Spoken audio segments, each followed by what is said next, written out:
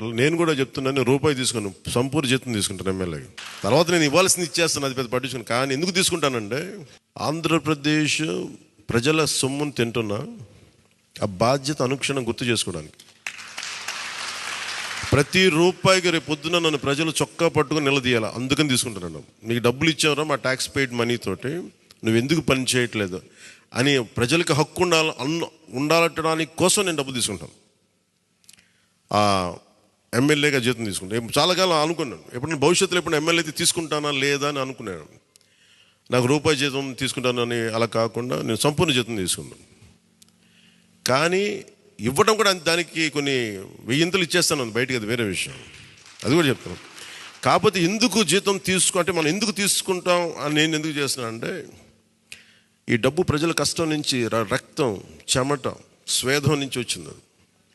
అది ఆ డబ్బు ముట్టుకున్నప్పుడు నాకు బాధ్యత గుర్తు రావాలి, అందుకని నేను అది కూడా నిర్ణయం తీసుకున్నాను. సో మీ అందరికీ కూడా నా ప్రత్యేక ధన్యవాదాలు.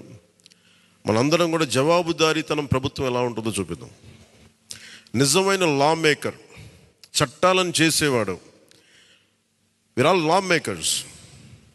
చట్టాలను చేసేవాళ్ళం, చట్టాలను పరిరక్షించాల్సిన బాధ్యత ఉన్నవాళ్ళం. How a true law maker would be will show them.